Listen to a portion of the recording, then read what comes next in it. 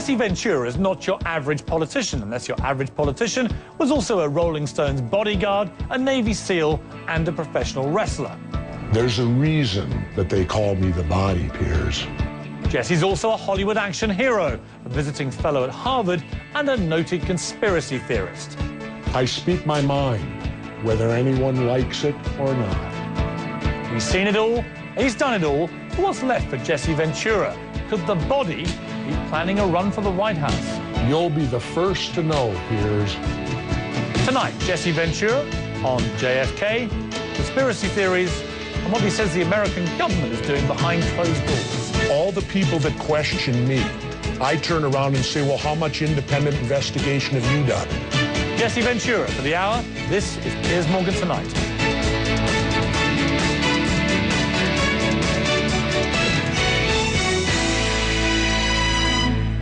Jesse, welcome. Thank you. Now, you are a man... Piers, welcome to you. Well, thank you. Thank you. I know you did Larry's show many times. Yes, and you replaced a legend. Well, Larry hinted to me the reason he loved you as a guest was that you always caused trouble.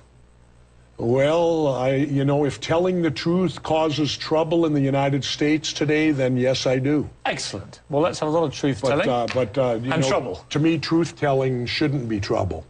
But if it is, so be it. What do you make of this extraordinary news cycle we're currently in, with incredible uprisings all over the Middle East, with the continuing global recession, with earthquakes and tsunamis and nuclear crises? It's been an extraordinary period.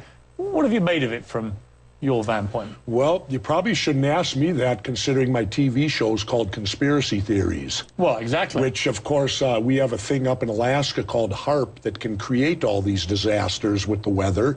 I went and discovered that. It's located up in Alaska. Well, would you mean? I think, you know, it's... Yeah, but Jesse, you can't just say that. You mean, you got a place in Alaska that can create... Yeah, it's called HAARP. What do they create there? Well, what it is, it's 50 antennas, basically, that put out 50,000 watts, which is the maximum you can for radio, and it combines and shoots it up into the ionosphere, and they ricochet it off back to the ground. They can knock planes out of the air with it. They can control cloud movements and all that with it, with the weather and all this stuff.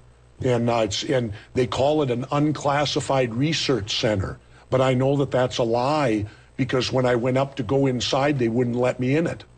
So clearly it is classified, so they're lying on the classification to begin with, which is, you know, governments do that. They lie a great deal, it seems, today. Well, that's also the theme of your book. Coming back to what's going on in the world. Yeah. I think that, you know, you're always going to see a rise up of the workers, of the people at a certain point when they've been oppressed long enough. And it seems in the Middle East, they've been dealing with these dictators, and they've been dealing with dictators and not fair elections or not having elections. And generally, it's the youth, which I think it is over there a great deal, too, young people. Young people are traditionally always not satisfied with the status quo. And if there's wrongs being done, young people have the courage at times to rise up against them. I mean, the way that America has dealt with each of these respective uprisings has been very different. Some would say inconsistent, to put it mildly. What's your take? Well, my take is that we're only worried if there's a corporate interest. Take Rwanda. We had no interest in that because there was nothing there corporate to gain from it. I've said publicly that I refer to us now as the fascist states of America, because if you look at the simple definition of fascism, it's when corporations team up with organized religion to run a government. I think we're there. Really? Yeah. I don't see Barack Obama's administration as being run by organized religion, do you? No, I see it being run by corporations, though, clearly. Barack Obama ran on change. Change, people can, what was the quote? Well, what change have we seen? Nothing. He ran to close Gitmo. He ran to get us out of the wars. We're more into the wars than we've ever been, and Gitmo's still there.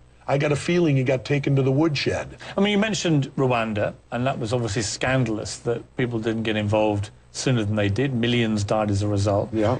When you see what was apparently about to happen in Benghazi in Libya, where it appeared that Gaddafi was about to slaughter possibly hundreds of thousands of his own people, Is there not a humanitarian duty for countries like America to try and prevent that if they can? Yeah. But I think that you have to go maybe on the perspective that it has to, the first shot has to be fired first. But he was being fired. He was killing people. Oh, he was? Well, then, sure. Then obviously there should be an intervention of some sort. But why is it always the United States? Well, it's not. It's NATO as well. You've got an alliance of countries. Why are you laughing? What, the coalition of the willing? Is that what we have? Like well, Iraq? to be fair, in Libya, it was French and British planes that went in first. Okay, good. Let them go. It's about time they go. Yeah? Mm-hmm. You think America's for too long been the world's policeman? Yeah. If I became president, the first thing I would do is shut down the 248 bases that are located throughout the world. I always put it in this perspective. But that wouldn't help security for America, would it? Why not?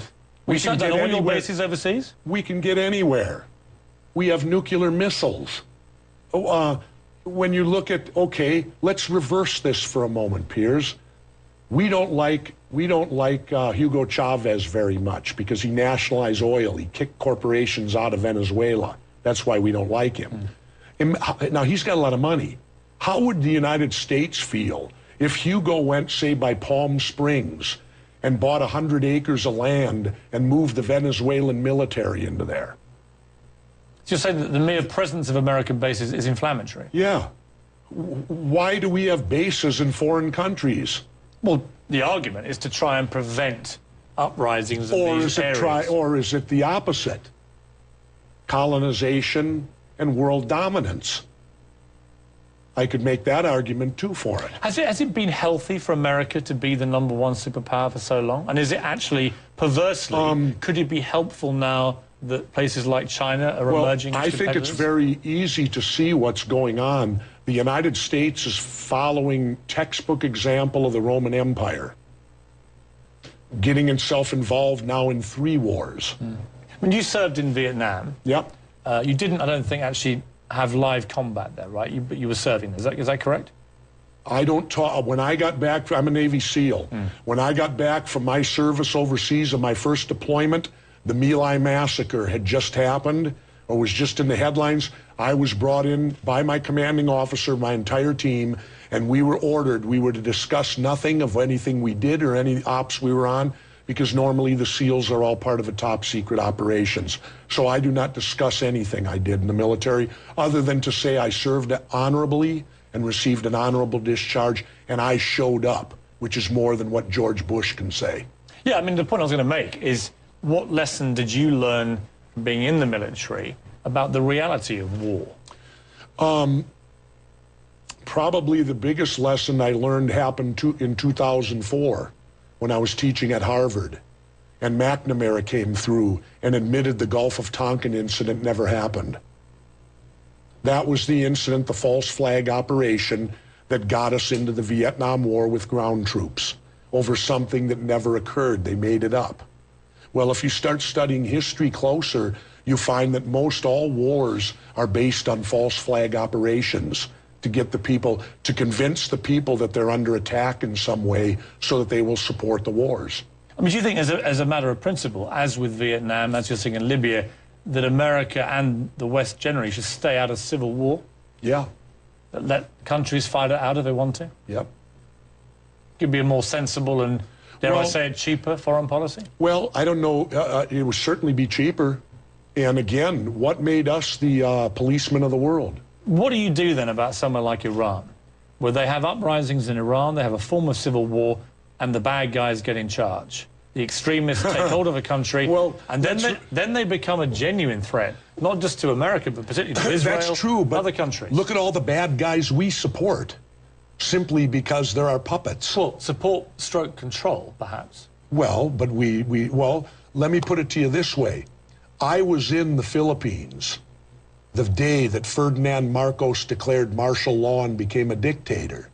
He didn't do it without our permission. We gave him permission to become a dictator.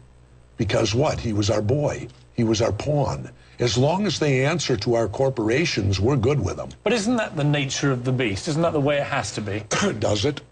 Well, the alternative is you just let every country get on with it. And as he... Well, and the reason shouldn't countries determine their own destiny? Possibly, but as I say, you end up then with the possibility of further Irans, which is dangerous to world peace. No one disputes that. You have a huge country run by a guy who's publicly said that he wants to annihilate Israel. These are dangerous people who then have the power to do what they say they're going to do. That can't be allowed to happen, can it? Isn't that why America and the West generally has to do dirty deals with the devil occasionally? Do they? I don't know. Well, is it the alternative is just to have open season everywhere? Well, where America has no influence over any part of the world. That can't be healthy, surely. Well, it isn't America having the influence. It's the national corporations have the influence. We're the puppets to them. What would you do about oil, then? What do you mean? What would I do? Well, for example, by your yardstick, if you don't go and get involved in places like Egypt, when there's an uprising as there was, and you get extremists in charge who decide they want to punish America, and they want to get together with the Syrians and the Yemeni and the Iranians, and they're going to stop any oil coming out of the Middle East to America, then what? Well, that would devastate your economy. No, here, not necessarily. And it would devastate I don't know. Americans, I live in Minnesota, and we don't get any oil from there. Ours comes from Canada. The point I'm making is there's oil all over the world. And but the world is running out. But our dependence, don't you think we need to shed our dependence on it? All the money we're spending in these wars to get oil, if we turned around and spent that on solar energy and moving that forward, things of that nature forward, the amount of money we're spending to secure this oil, if we took half of it and just spent it on alternative energy, we could break this resistance, and then we wouldn't be compelled to have to go over there and ensure. Do you want to know why we're in Afghanistan? I'm fascinated. It came to me 6 months ago when a story came out that they found a vein of lithium there that they say is worth $1 trillion. Now, what is lithium used for? Every cell phone, every computer, and soon-to-be electric cars. Yeah, so why don't they just, Piers, tell me the truth? No, but Jesse, that's not... We're going there to get lithium so that we can live like we live. Don't sit and try to sell me we're to give democracy to the world. Jesse, it sounds a bit like you've been on lithium. Come on, you can't seriously imagine we've gone to war in Afghanistan over lithium. Come on. Be serious. I am serious. My brother just served a 7-month tour of Afghanistan. I am serious. He did not risk his life for lithium. What did he risk it for? He risked it because everybody knows that Osama bin Laden was training people to commit atrocities in Afghanistan. We all know that? That's a fact. You're talking to the wrong guy. Well, you're a conspiracy theorist. I don't believe 9/11. But you don't believe in anything. No, I believe... You believe everything has an ulterior motive. Not true. Not true at all. I've read your book. Not true at all. Let me have a short break. When I come back, I'm going to throw at you a few stories. I want to see what you think happened. Let's test these conspiracy theories. All right.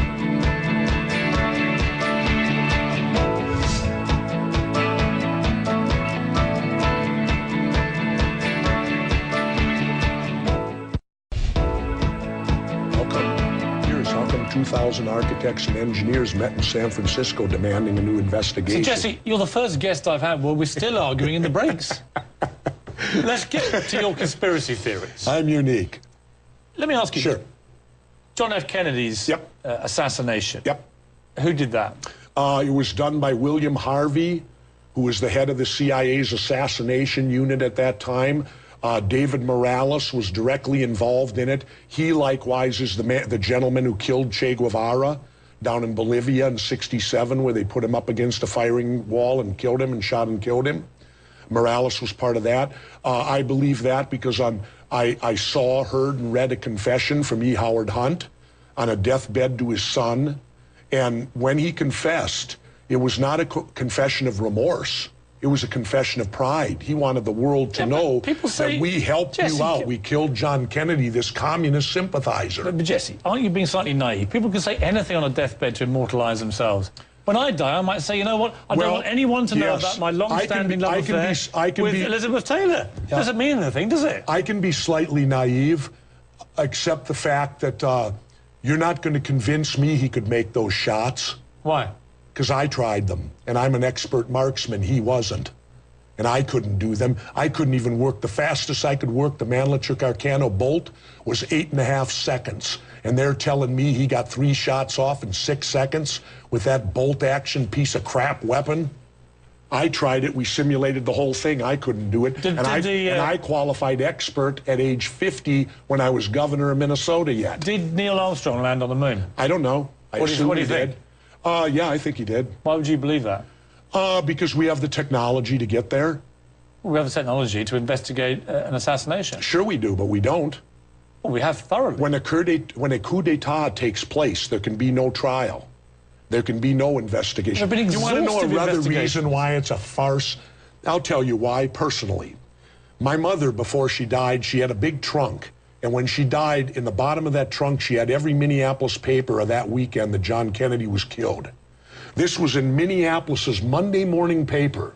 That means this is 63. So it had to go out early in the afternoon of Sunday to be in the Monday morning paper. And you know what was down in the bottom? Dallas police declare case closed. Come on, now, Jesse. It's right in the paper. Jesse. Oswald, Kennedy's killed on Friday. Ruby kills Oswald on Sunday. And the Dallas PD says the case is closed. They haven't interviewed a witness. There was no confession, but the case is closed. Well, newspapers... Come on, Piers. What type of investigation is that? I have never, ever heard anybody suggest the investigations were closed on the Monday within hours. It was in the paper. Dallas police you believe everything you read in the papers? I did then. I have rarely encountered a man who believes less about what he reads in the papers. And now you want me to base your whole conspiracy theory Not my whole. on the fact that you've read one line in your mother's newspaper from the time? I've studied John Kennedy for 25 years, Piers. I'm not basing this on reading one line in the paper. I'm basing this on reading everything I could get my hands on. Let's move to 9/11. Your theory of 9/11 is what? My theory of 9/11 is that we certainly, at best, we knew it was going to happen. They allowed it to happen to further their agenda in the Middle East and go to these wars. So just to clarify, President George Bush knew that 9/11 was going to happen, that 3,000 people were going to get murdered. They had all the information. If you looked at the NSA documents, if you look, well, put it to you this way. The August 6th memo was pretty clear. Yeah, but do you genuinely believe, Jesse Ventura, that President George W. Bush knew 9/11 was going to happen? No. Why do you say it then? No. Well, why do you say it? But I believe Dick Cheney knew it. Really? Yep. You believe he knew it was going to happen? I believe they had a good... Well, why did John Ashcroft quit flying commercial planes that summer and switch only to private planes? Why did that happen? You don't honestly believe these people, do you? I don't believe you believe that. You don't honestly think Dick Cheney knew it was going to happen. You can't do. Do you really believe, Piers? It's not irrational. I said it's not rational. Excuse me. Do you really believe that evil people can't be in charge of governments? If you do, go talk to the Germans. They know a little about that evil people can get in charge. The governments are run by people. People can be bad. So Dick Cheney is involved, Ashcroft's involved, all these people got together and planned 9/11. Come on, it's madness. Oh, that's madness. But you'll fully accept that 19 Islamic radicals armed with box cutters taking orders from a guy in a cave in Afghanistan could defeat our multi-billion-dollar air defense system, which the Russians couldn't do. Jesse, that's exactly what happened. That's exactly what happened. Really? Unfortunately, they exposed a massive flaw in Homeland Security. And what was it? The flaw was that these guys had been training and often aiming to go one way, aiming to land planes in a certain manner, in fact, not even land them, wanted to take off but not land. All these were clues that this was a weird set of circumstances. I'm afraid that's exactly what happened. And the trouble with being a conspiracy theorist, I've got great respect for you, and your book's very readable. The problem is, once you start buying into these theories, you never stop. And with the internet these days, there's a theory about everything. Yeah. Do you believe Princess Diana was murdered? No, I don't look into that. Well, what do you think? I don't know. I haven't studied it. Isn't the tendency of a conspiracy theory it breeds other conspiracies? No. I only go into things I study. I've studied 9/11 for 3.5 years now. And it's my expert opinion. As a demolition expert, I was trained by the best the U.S. government has. I served 3 years on Underwater Demolition Team 12. 2 years I was attached to SEAL Team 1. And when I look at the buildings and how they fall and the way they fell, they couldn't have come down without being assisted in some manner. And then I counter... You don't believe when two large planes hit the World Trade Center, hit both towers, and they explode, that couldn't bring down 2 buildings? No. And that the debris couldn't bring down a 3rd building? The Empire State Building was hit by a plane and it didn't collapse. It was a tiny plane that hit the Empire State Building. No, it wasn't. Yes, it was. Tiny. Well, the World Trade Center buildings were tested against Boeing 707s, which are bigger than the planes that hit. Well, and the way it was designed, if it was punctured, it was like a screen door. It would cause damage right where the hit was, but this uniform collapse. And then when you look at the powder, if it collapsed, it would collapse in big chunks. Jesse, Then I was at the site 2 weeks after it happened with Governor Pataki, right? And they had to cease digging that day. You know why? They were finding pockets of molten liquid metal underneath. Now, if everything took place, Piers, 150 floors up, why was there molten metal underneath? It requires 3,000 degrees to melt metal. Jesse, you're a patriot. You're a good I don't know if I am. You consider yourself to be a good American? I've been a mayor, I've been a governor, and I served 6 years and was honorably discharged from the United States Navy.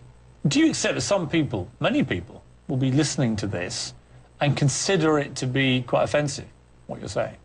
What, to question government? I think it's quite offensive not to question government. No, not to...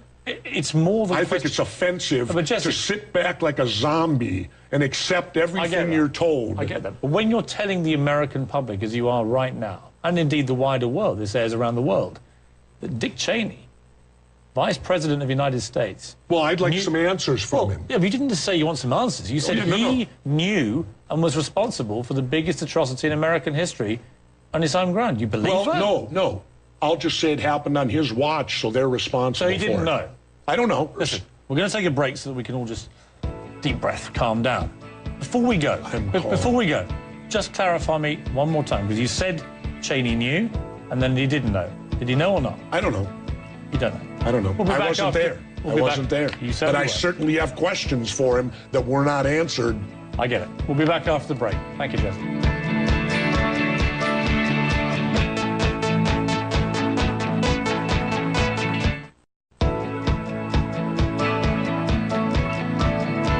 WikiLeaks' release of classified information has generated a lot of attention worldwide in the past few weeks. The hysterical reaction makes one wonder if this is not an example of killing the messenger for the bad news. Exactly. That was Congressman Ron Paul talking about WikiLeaks. I'm back now with my guest, Jesse Ventura. Jesse, you said exactly, so you agree with Ron Paul there? Absolutely. In fact, if you'd have continued with that statement, Representative Paul, as you know, I dedicated this book to him. He's the only one there that has the courage that'll stand up. He made the great statement that in a free country, when telling the truth, you can get charged for treason, we're in big trouble. Even if you've stolen the information? The stolen information, excuse me, we all pay taxes. All that information is paid for by my tax dollars. I have every right to know how my taxes are spent, how every single penny of it is spent. I have the right to know that. They're using my money. You served in the Navy. Yep. Would you have been absolutely happy for every private memo involving your Navy SEAL group to come out? No, but there's a difference. What's the difference? But the difference is you're paid for by the taxpayer. Yeah, but it could jeopardize the mission initially. WikiLeaks couldn't? Once the mission's over, you're not jeopardizing it. You don't think anything published in WikiLeaks could possibly jeopardize wait a minute. Now, lives or military operation? Well, let's go to this young man that's in prison right now. Bradley Manning. Bradley Manning. I hope they're giving him his rights, which I don't think they are. They're holding him. He can't talk to a lawyer. On that, I agree with you. All right, Bradley Manning, the first thing he released was that helicopter murdering those people, murdering them. So now Bradley Manning's in jail, but the helicopter murderers are still free. They're fine. So apparently leaking this is more important than committing murder. Like I said to you. Wait, Piers, answer that for me. No, let me... Answer that for me. You haven't answered my question. All right. My question But I've been answering all of them. You haven't answered one yet. I'm interviewing you, Jesse. That's the way this works. Not with me. Well, that's the way it works with me. Well, butt heads then. Well, look, I can answer perhaps for my brother, who's a British Army colonel. And when I discussed WikiLeaks with him, he says that the impact of releasing private memos, private reports from the military when they're in operations is incredibly dangerous. All right, go to my book. Sure, I believe you agree with that. I agree with that. I agree with that. But go to my book and see. Currently, our government every year declares 16 million things top secret. 16 million. I would say that's about everything. So what do we get to know about? But my point, Jesse... My point is, when they're abusing what's secret by classifying everything they do, the public can't see. Read in the back of the book what some of the great founders of this country said about secretive government. Did you believe it was in the public interest that WikiLeaks revealed, for example, that Colonel Gaddafi had 4 mistresses? I could care less how many women Colonel Gaddafi has. No, but do you think, is it in the public interest to reveal that information? I don't know. It's gossip. Doesn't bother me. But when you were governor, you hated that kind of gossip against you and your family. In fact, you detested the media that spread any kind of gossip about your family. They didn't spread gossip about my family. They did about your son, right? Oh, yeah. Well, they trumped up charges on him. Right, but what I'm saying is that kind of family gossip, private life stuff, isn't that where the line should be drawn with WikiLeaks? Why do you support everything they put out there? Given that you were so vocal about any private material coming out about you. Then why is it okay for why is it okay for them to expose my private stuff? I'm not saying it is, but I'm saying if you felt strongly that your private life was your private life, however much you think badly of Colonel Gaddafi... Well, somebody had to write about it, didn't they? Why is Gaddafi's private life public interest? What you're at here is a classic example of killing the messenger, not the message. If it wasn't written in the first place, there'd be no message, would there? So somebody wrote it to begin with.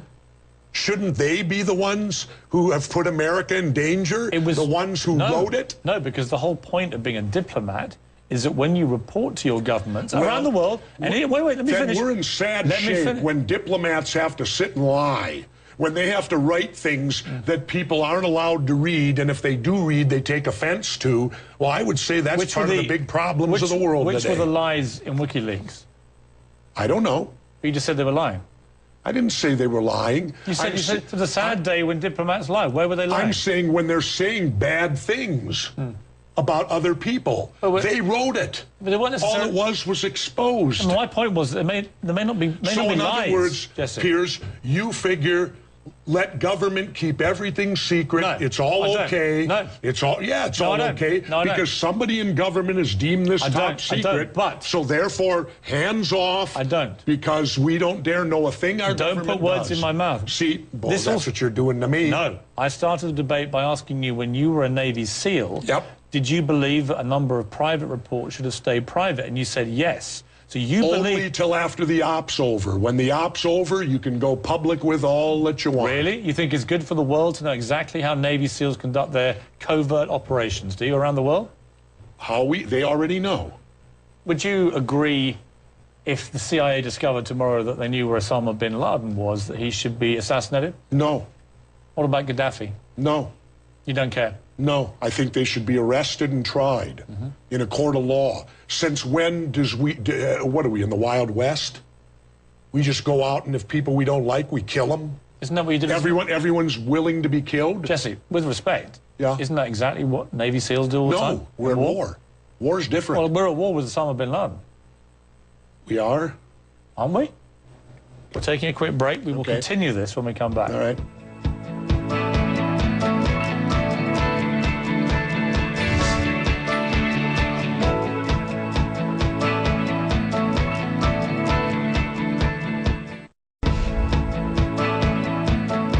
I'm back with my special guest, Jesse Ventura, who's on, to put it mildly, feisty form this evening. Well, I've been gone to Mexico 4 months and hadn't had no one to talk to, Piers. Well, I'm glad you're the guy. Glad it was me, Jesse. Now, let me put you in a hypothetical position, Jesse. You are President of the United States. Yep. And by the way, this wasn't at one stage a fanciful notion. You were doing very, very well as governor of Minnesota. Oh, there's already a movement out there, grassroots right now, that wants me for president. Okay, so let's take it one step forward, Sure. maybe 3 steps forward. You're President of the United States. Yep.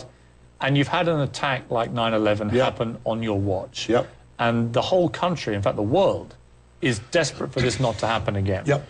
And you capture 3, 4 people. Yep. Who you absolutely believe, from all intelligence, not just yours, but every other country involved, Yep. are senior Al-Qaeda terrorists. Kind of who like are- curveball? who are actively... Kind of like curveball? Who are actively plotting to commit similar atrocities. All right. But they don't want to talk. Yep. How do you get out of them? You just have to do what you can to attempt to get it out of them, but torture is not the answer. Because torture, why do you think we don't allow it in a court of law? Because if you're being tortured, you're going to say anything to stop the torture. It has no credibility to it. And I'll counter you with this. We had a terrorist attack in Oklahoma City. Many people thought there were more involved than Timothy McVeigh and Nichols, the 2 guys. Why didn't we waterboard them? Why weren't they waterboarded? So we could find out what they knew, could find out whether more attacks were looming. Was there more conspirators in this? How come? Do you think it's Piers? inconsistent? I think it's very inconsistent. I think the only people that get waterboarded are people of the Muslim faith, because nobody else is getting waterboarded. Why didn't we waterboard McVeigh and Nichols? We had them. In fact, we put one of them to death and the others in prison for life. Why weren't they waterboarded? To find out what they knew. What do you think of Guantanamo You Bay? haven't asked my question, Piers. I'm not answering any of the questions. Well, the You're the point one is, being but interviewed. it's a good question, isn't it? Why were these guys it's actually a good waterboarded question. and these guys not waterboarded? Yeah, but remember the dynamic of the interview, Jesse. I'm interviewing you. All right. It's your views I'm trying to get. Remember, I've been in your seat, so it's hard. Of course. What did you think of Guantanamo Bay? I think it's atrocious. I think it's awful. I'm so disappointed that Barack Obama didn't close it. In a court of law, every one of these guys is going to walk. Because anything gotten by torture is inadmissible. We are a supposed civilized nation who should not stoop to that regardless of whatever the results would be. Because if you stoop to that level, you can never get back what you have. Jesse, a remarkable thing has just happened. I agree with you. Let's move on. Do you believe that President Obama is a puppet of the CIA, as you've suggested? A puppet of the CIA? I didn't suggest that. Let me play a clip to you. What you're saying is Barack Obama was a CIA agent? He was what they call a CIA asset. He was enrolled in the early 1980s by Zbigniew Brzezinski. Mr. Brzezinski is the head of the Trilateral Commission, and Mr. Obama had been pre-identified as one of their candidates to be U.S. president. Now, did you look at my face there? That was a face of stunned. So when you're asking me, do I believe that? This is this guy telling me this. Let me show you my face. What That's the what hell I did. are you talking about, you idiot? Is what I would have said to that guy. No, because you have a That's my face. No, because you have a TV show to do. You can't be calling guests idiots. You can. Well, you shouldn't.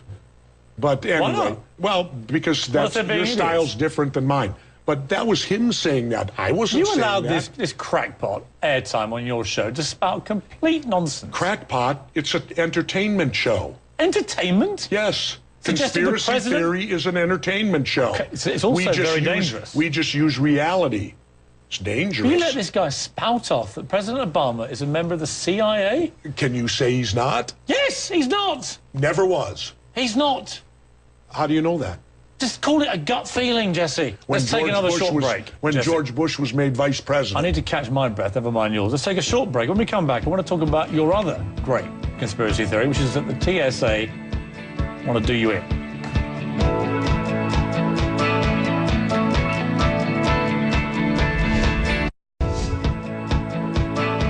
Good at hitting buttons. Now, Jesse, Yep.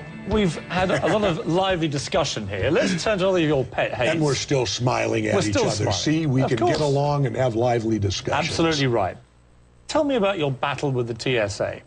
Well, it's still in court, or it's pending court because it's with Homeland Security also, and Janet Napolitano, the head. I've brought a federal lawsuit against them on the Fourth Amendment, the Bill of Rights, and I do this as an individual. What do you object to? I object to the fact that I have metal in my body, and therefore I could go through the metal detector naked, and it's going to set it off. So you have a titanium hip implant? Yeah, which sets off all of the metal detector, which then means I'm subjected to these further searches now, and the man from San Diego is completely correct that if they give you the body search, I had it done once to me, it is a sexual assault on the street. You would be charged with a crime on the street. And my belief, I'm suing, it's all, you can get it on the internet, my whole complaint. It's only for me. I asked for no money. All I'd ask for them is to stop. Do not search me anymore. Because I believe that the Fourth Amendment, the key word is reasonable.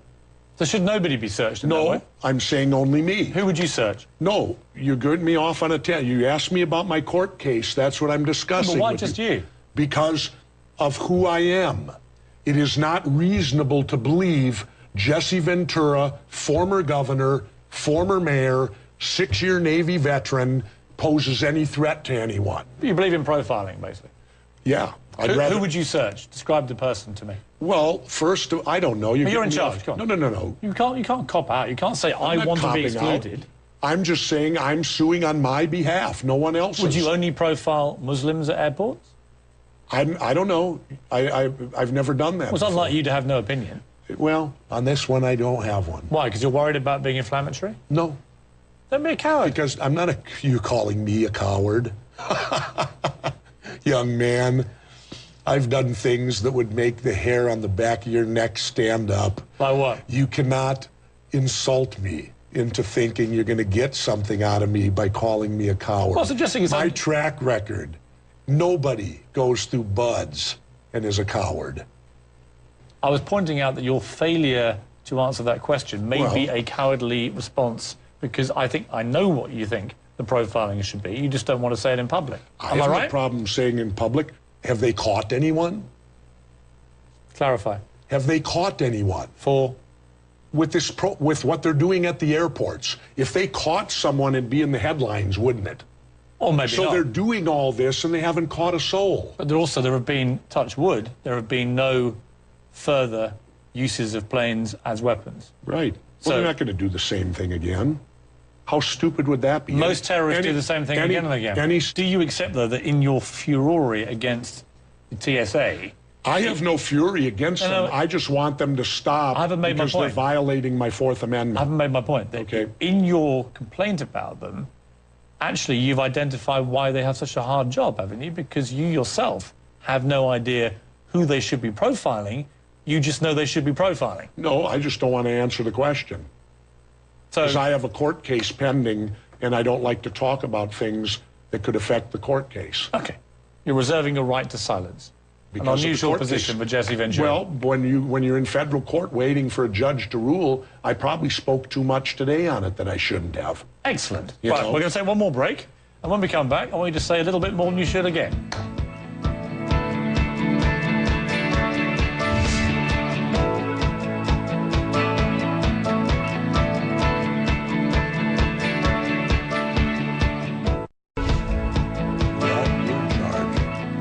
Back with my special guest, Jesse Ventura. New book, 63 Documents the Government Doesn't Want You to Read. I'd imagine this program could become document number 64. No, do you know why we picked 63? Go on. Could have probably got 263. I picked 63 because that was the year they killed President Kennedy. Right. And I thought the significance would be good, 63. Will you ever be running for president? Would I? You know, you never say never. I mean, I've learned that in my 59 years now, that you never shut a door. Do I have an intention of running? No, not at this time, unless they want to move the White House to the Baja. You know, right now I like my life down there. Also, I think that if I ran for president, it would be very dangerous for me and my family. Why? Well, because I don't believe the power structure would allow a rogue like me to get in there. Because one of the things that disturbs me the most was when President Obama and all these guys, whenever they come into office, the first thing they tell the public is, it's time to move on. We can't look behind us anymore, no matter what's been done. We're going to move on. Well, that's the government's way of covering their asses, so that anyone that's in office can do anything they want, and the people that come after them, they're all part of the same system, will never look back or do anything to anyone that... What are the other barriers to you being president, do you think? The fact that I hate the fundraising, because to me it's panhandling or bribery. If you panhandle, you say, give me money so I can do this job, that's panhandling. If you give back a favor, then it's bribery. And we have an entire system built upon panhandling and bribery. What about religion? Well, I have a problem there too, because I've now admitted I'm an atheist. And in this country of the United States, which is fascist now, in my opinion, is organized religion teaming up with corporations to control the government. In the United States, there's some prevailing feeling out there that because you don't believe in the Tooth Fairy, Santa Claus, the Easter Bunny, or God, this being you can never see, or it exists only in your mind, that somehow you don't have values. Jesse Ventura doesn't actually exist, of course. It's a fictitious character that you created. Are you going to stay with Jesse Ventura? No, I'll kill him. Really? When? I don't know yet. Soon? But the day's coming. How are you Can't answer. How are you going to kill him? I will disappear. So this might be the last interview Jesse Ventura gives. No, because I'm on the book tour. I'll be giving interviews for another 12 days. So the death of Jesse comes in a year? Possibly. And that's it, gone? Gone. All over? All over. Well, I'm glad to have caught you before it was too late, Jesse. Well, and then again, I don't want your peers calling me a liar, because I could be here 15 years from now and be the president. You know what? Stranger things have happened. That's right. Jesse Ventura? My friend, thank you. Thank you It's been a for your pleasure. time. And like I said, you're very good at hitting buttons. Thank you, I see Jesse. why they hired you. I'd take that as a compliment.